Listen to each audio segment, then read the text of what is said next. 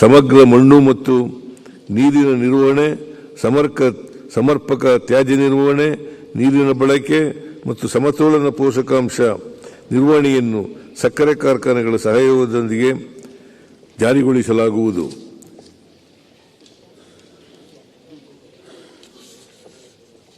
ಜೈವಿಕ ಕೃಷಿ ಪರಿಕರ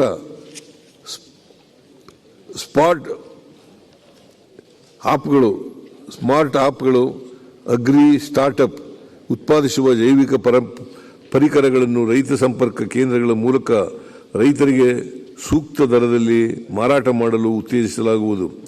ವಿಶ್ವ ಬ್ಯಾಂಕ್ ನೆರವಿನ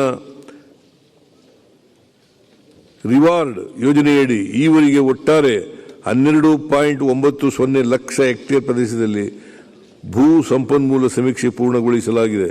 ಪ್ರಸಕ್ತ ಸಾಲಿನಲ್ಲಿ 11 ಲಕ್ಷ ಹೆಕ್ಟೇರ್ ಪ್ರದೇಶದಲ್ಲಿ ಸಮೀಕ್ಷೆಯನ್ನು ಪೂರ್ಣಗೊಳಿಸಲು ಕ್ರಮ ವಹಿಸಲಾಗುವುದು. ಭೂ ಸಂಪನ್ಮೂಲ ಸಮೀಕ್ಷೆ ಆಧಾರದ ಮೇಲೆ ರೈತರು ಸೂಕ್ತವಾದ ಬೆಳೆಗಳನ್ನು ಬೆಳೆಯಲು ಅಗತ್ಯವಿರುವ ರಾಸಾಯನಿಕ ಗೊಬ್ಬರ ಹಾಗೂ ಪೋಷಕಾಂಶಗಳನ್ನು ಬಳಸಿ ಬೆಳೆಗಳ ಉತ್ಪಾದನೆ ಹೆಚ್ಚಿಸಲು ಪ್ರೋತ್ಸಾಹಿಸಲಾಗುವುದು. ಮಂಡ್ಯ ಕೃಷಿ ವಿಶ್ವವಿದ್ಯಾಲಯವನ್ನು ಸ್ಥಾಪಿಸಲು ಈಗಾಗಲೇ ಅನುಮೋದನೆ ನೀಡಿದ್ದು, ಮೂಲಸೌಕರ್ಯ ಕಲ್ಪಿಸಲು 25 ಕೋಟಿ ರು ಒದಗಿಸಿ ಪ್ರಸಕ್ತ ಸಾಲಿನಲ್ಲಿ ತರಗತಿಗಳನ್ನು ಆರಂಭಿಸಲಾಗುವುದು. ಬರ ಮತ್ತು ರೋಗ ನಿರೋಧಕ ಲಕ್ಷಣಗಳ ಸಂಶೋಧನೆ ಕೈಗೊಂಡು ಬೆಳೆಗಳ ಉತ್ತಮ ತಳಿ ಅಭಿವೃದ್ಧಿಪಡಿಸಲು ಬೆಂಗಳೂರಿನ ಗಾಂಧಿ ಕೃಷಿ ವಿಜ್ಞಾನ ಕೇಂದ್ರದಲ್ಲಿ ಸಸ್ಯ ಫಿನೋಟೈಪಿಂಗ್ ಸೌಲಭ್ಯ ಕಲ್ಪಿಸಲಾಗುವುದು.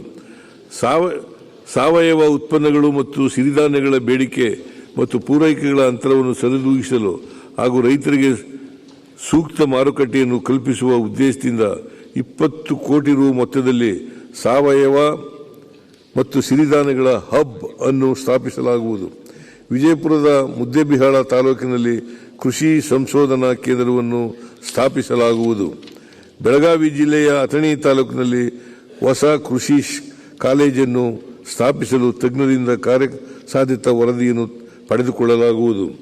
ತೋಟಗಾರಿಕೆ ರೈತರಿಗೆ ಹೆಚ್ಚಿನ ಆದಾಯ ಒದಗಿಸುವಲ್ಲಿ ತೋಟಗಾರಿಕಾ ಬೆಳೆಗಳ ಕೊಡುಗೆ ಮಹತ್ವದ್ದಾಗಿದೆ.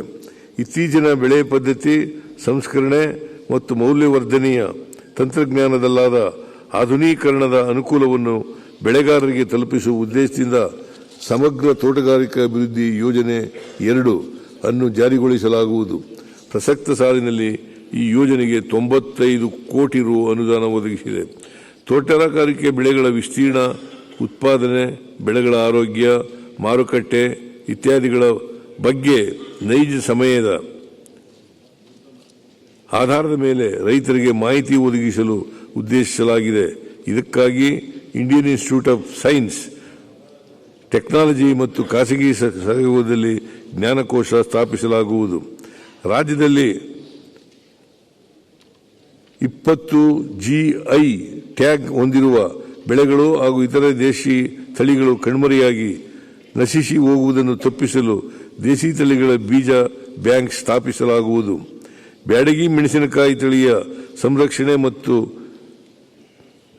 ಮುಟುರು ರೋಗ, ಥ್ರಿಪ್ಸ್ ಇತ್ಯಾದಿ ಸಮಸ್ಯೆಗಳಿಗೆ ಪರಿಹಾರ ಕಂಡುಕೊಳ್ಳಲು ಸಂಶೋಧನೆ ಕೈಗೊಳ್ಳಲಾಗುವುದು. ತೋಟಗಾರಿಕೆಗೆ ಅಧೀನದ ಆಯ್ದ ಕ್ಷೇತ್ರಗಳು ಮತ್ತು ನರ್ಸರಿಗಳ ಅಡಿ ಸಾರ್ವಜನಿಕ ಖಾಸಗಿ ಸಹಯೋಗದೊಂದಿಗೆ ಹೂ ಕೃಷಿ, ಅಲಂಕಾರಿಕ ಸಸ್ಯಗಳು, ಔಷಧೀಯ ಸಸ್ಯಗಳನ್ನು ಬೆಳೆಸಲು